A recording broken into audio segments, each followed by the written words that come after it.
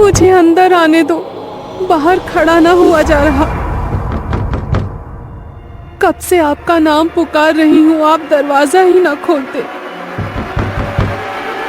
2 घड़ी बैठ लेने दो अपने पास।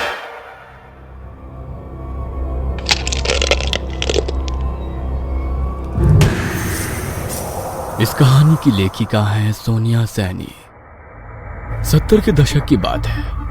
उस दशक में गर्मी के मौसम में अक्सर ही घर के मर्द आंगन में बिस्तर लगाया करते थे, लेकिन जैसे ही मौसम करवट लेता, आंगन और छत दिन ढलते ही सुन पड़ जाते।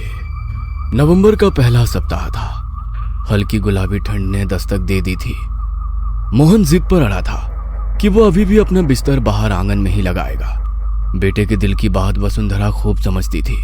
जानती थी रातों को मोहन आज भी पत्नी की याद में आंसू बहाता है। रुक्मणी की याद उसके दिल पर ऐसे बादल बनकर छाई थी कि उसकी मौत के बाद मोहन ने एक बार भी उसके कमरे में पांव नहीं रखा था। कमरे में पत्नी की याद उसे बेचैन ना करे, इसीलिए वो हर रोज आंगन में ही बिस्तर लगाता था। रात्रि का तीसरा पहर रहा होगा। कुंडापुर गांव में अपने दालान में चारपाई बिछाए मोहन गहरी नींद के आगोश में समाया हुआ था। मोहन इतनी गहरी नींद में था कि उसे आसपास होने वाली कोई भी हलचल सुनाई नहीं दे रही थी। नींद में उसे अचानक एहसास हुआ कि जैसे किसी ने उसका नाम लेकर उसे पुकारा है। एकाएक ही उसकी नींद टूटती है और वो घबरा कर उठकर बैठ जाता है। मोहन को बाहर आंगन का दरवाजा पीटने की लगातार आवाज सुनाई दे रही थी। इतनी रात को कौन आ गया जो ऐसे दरवाजा पीट रहा है? अरे माँ की तो बड़ी कच्ची नींद है, जरा सी आहट होने पर उठकर बैठ जाती है। आज इतना शोर होने पर भी माँ दिखाई क्यों नहीं दे रही? मोहन हैरान परेशान होते हुए दरवाजे की ओर कदम बढ़ाता है। तभी उसे पीछे से किसी की आवाज सुनाई देती है। कहाँ जा रहा है इतनी रात को? मोहन ने पीछे मुड़ के देखा तो पाया उसकी माँ वसुंधरा ठीक उसके पीछे खड़ी हुई थी। कब से कोई दरवाजा पीट रहा है, मेरा नाम लेकर भी पुकारा कई बार। दरवाजा खोलने जा रहा हूँ। मेरी तो आज बड़ी गहरी नींद लगी थी। आपको भी आवाज नहीं आई थी क्या? कैसी बात कर रहा है छोरा? कौन इतनी रात को दरवाजा पीटेगा? अरे तुझे वहम हुआ है। मुझे तो दरवाजा पीटने की कोई आवाज नहीं आ रही। सो जा चुप करके। ऐसे आधी रात में बिना सोचे समझे दरवाजा नहीं खोलते। अरे नहीं माँ, मैं कोई झूठ थोड़ी ना बोल रहा हूँ। मुझे कोई वहम ना हुआ। सच में अभी कोई दरवाजा पीट रहा था। अरे कुछ सपना देख लिया होगा। चल अब सो जा। अच्छा, वैसे इतनी रात को तुम यहाँ? मैं भी बाथरूम जाने को उठी थी, तभी देखा तू उठकर दरवाजा खोलने जा रहा है तो तुझे टोक दिया।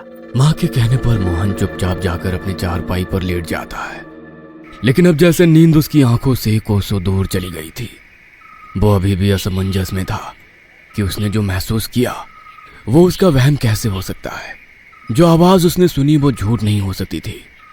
मोहन चारपाई पर लेटा करवट बदल रहा था। तकरीबन रात के 2 बज गए थे और मोहन एक बार फिर गहरी नींद में चला गया था। अचानक ही उसे किसी के कुएं से पानी खींचने की आवाज सुनाई देने लगी। मोहन ने अपनी कलाई पर बंधी घड़ी की ओर नजर घुमाई। अभी रात के 2:30 बजे थे। चाहे जो मजबूरी हो, गांव में 4 बजे से पहले औरतें कुएं में पानी नहीं खींचती। फिर ऐसी आधी रात को कुएं पर कौन हो सकता है? एक बार फिर मोहन अपनी चारपाई से उठ खड़ा हुआ और धीमे कदमों से आंगन के दरवाजे के पास पहुंचा। कौन है बाहर? मोहन के इतना कहते ही कुएं से रस्सी खींचने की आवाज बंद हो जाती है और उसे किसी औरत के सिसकने की आवाज सुनाई देने लगती है। मुझे अंदर आने दो, बाहर खड़ा ना हुआ जा रहा। कब से आपका नाम पुकार रही हूँ, आप दरवाजा ही ना खोलते। 2 घड़ी बैठ लेने दो अपने पास। किसी औरत की करुणा से भरी आवाज सुनकर मोहन दरवाजा खोल देता है। देखता है कि सामने लाल घूंघट ओढ़े एक स्त्री खड़ी हुई है। मोहन उसे लाकर अपनी चारपाई पर बैठाता है। आप भी मुझे पहचानने में गलती कर गए जी। इतनी जल्दी भूल गए क्या मुझे? मैंने आपको कितना पुकारा लेकिन आप सुनते ही नहीं। रुक्मणी, तू है क्या? घूंघट हटा दिखा मुझे। ये तू ही है ना? मैं तेरी आवाज पहचानने में धोखा नहीं कर सकता। नहीं, ऐसे नहीं दिखा सकती आपको। थोड़ा इंतजार करना होगा। अच्छा एक बात बताओ, मेरी याद आती है या नहीं? तेरे बिना तो ये घर घर ही नहीं लगता रे। तू क्यों चली गई मुझे छोड़कर? धत, मैं ना मानती। जो मुझे याद करते तो अकेले कैसे रह लेते? बोलो, साबित करोगे अपना प्रेम? हाँ बता, क्या करना होगा? अमावस्या की रात मैं आऊंगी तुम्हें लेने। अगर प्यार करते हो तो मेरे साथ चलना होगा। बोलो, चलोगे ना? अभी मेरा जाने का समय हो गया है, मुझे चलना होगा। नहीं, मुझे छोड़कर मत जाओ। मैं तुम्हारे बिना नहीं रह सकता। मेरे पास बैठो ना कुछ देर।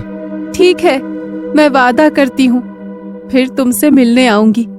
बस किसी से कुछ कहना नहीं। जब से रुक्मणी ने मोहन से वादा किया था, मोहन हर रात जाग कर बिता रहा था, क्योंकि वो रुक्मणी से मिलने का मौका खोना नहीं चाहता था। तीसरी रात को तकरीबन 2 बजे फिर से उसके दरवाजे पर दस्तक होती है। मोहन समझ गया था कि वो रुक्मणी ही है, इसलिए वो लपक कर दरवाजा खोल देता है। रुक्मणी अंदर आती है और मोहन के साथ बैठकर बातें करने लगती है। पता नहीं आज बार बार क्यों नींद उचट रही है। एक बार जाकर मोहन को देख आती हूँ। पता नहीं क्या हो गया इस लड़के को। जब से वो रुक्मणी गई है, ना तो किसी से बात करता है, ना रातों को सोता है। मेरा तो बड़ा जी घबराता है उसके बारे में सोच सोच कर। मोहन की माँ बाहर आंगन की तरफ आती है तो देखती है कि मोहन चारपाई पर बैठा हुआ है। चारपाई के थोड़ा और करीब आने पर वसुंधरा देखती है कि दिन भर एक भी शब्द अपने मुंह से ना निकालने वाला मोहन आंगन में लगे खाली झूले की ओर मुंह करके जाने क्या बड़बड़ा रहा है, और झूला भी लगातार हिल रहा है। मोहन, यहाँ अकेले में बैठा क्या बड़बड़ा रहा है बेटा? चल अंदर चल, ठंड बढ़ रही है, यहाँ तबीयत खराब हो जाएगी। माँ, मैं अकेले नहीं था, वो रुक्मणी है ना यहाँ, उसके साथ बातें करते रात बड़े आराम से कट जाती है। क्या? रुक्मणी? कहाँ है रुक्मणी? वसुंधरा के इतना कहते ही हिलता हुआ झूला अचानक से रुक जाता है। लो, चली गई। उसे तुम्हारा यहाँ आना अच्छा नहीं लगा, तुम्हें गुस्से से देख रही थी। बेटे के मुंह से ऐसी बातें सुनने के बाद वसुंधरा के पैरों तले से जैसे जमीन खिसक गई थी। किसी तरह अपने आप को संभालते वो अंदर गई और जाकर अपने पति को जगाने लगी।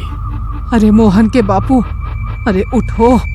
मैं कहती थी छोरे को अकेले बाहर आंगन में मत सोने दो, लेकिन आप लोगों ने मेरी एक बात पर भी गौर ना किया।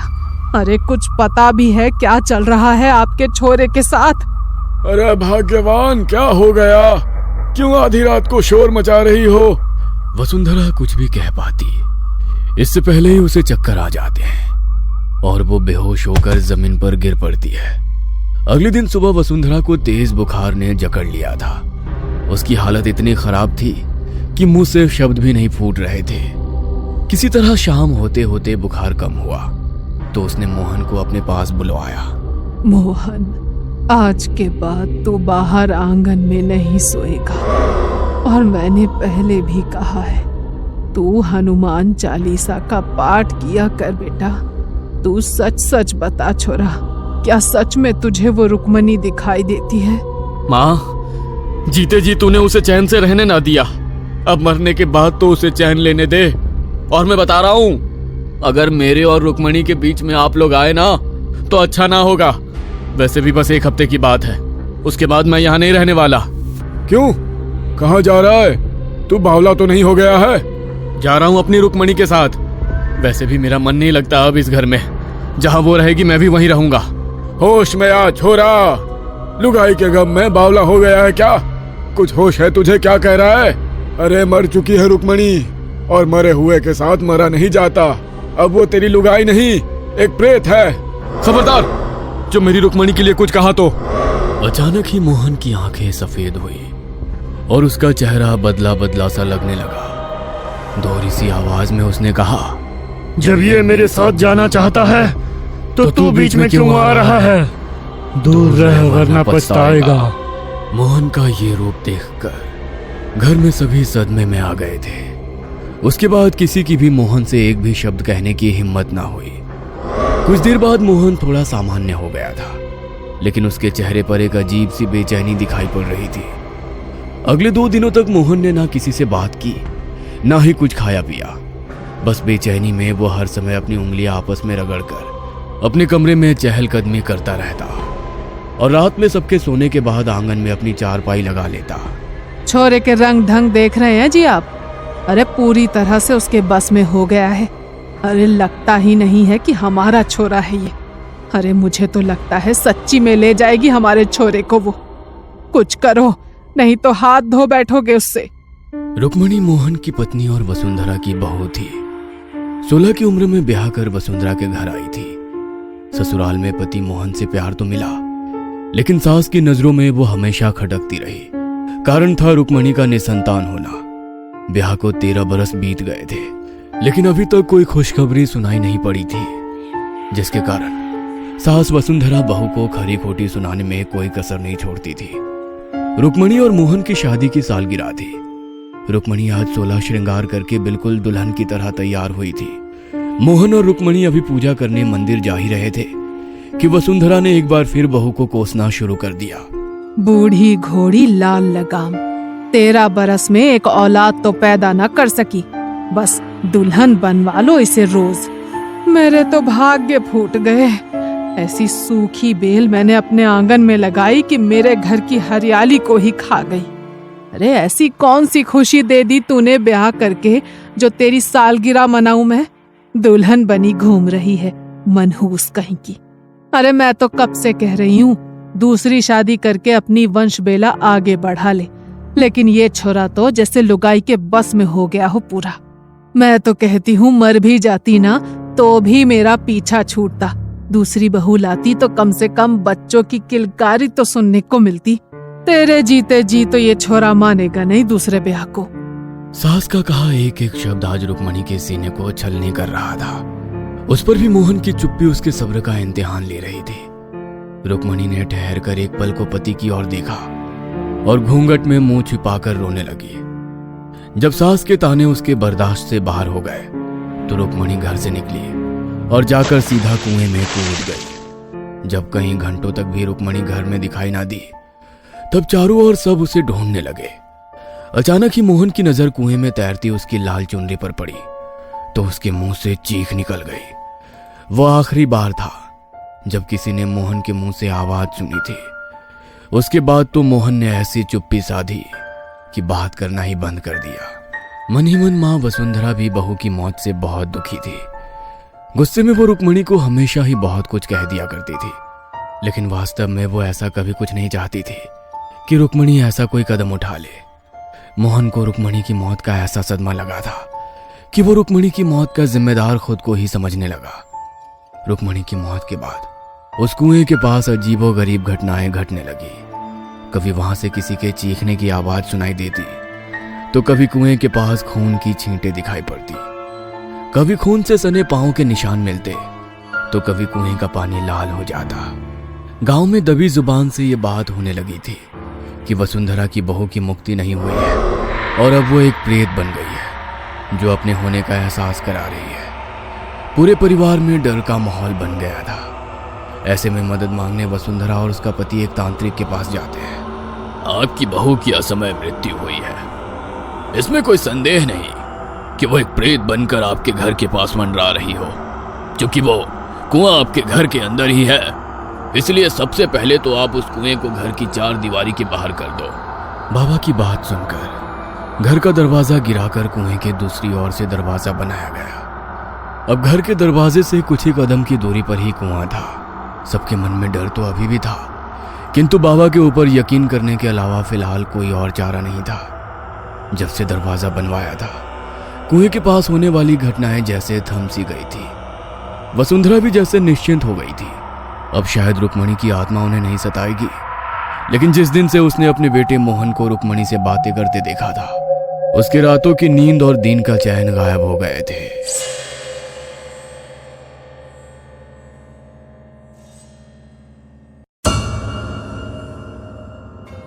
ये कहानी आपको अच्छी लगी हो तो हमें सब्सक्राइब करें, हमारा इंस्टाग्राम और फेसबुक पेज जरूर फॉलो करें। और हाँ दोस्तों, सब्सक्राइब करना भूलना मत।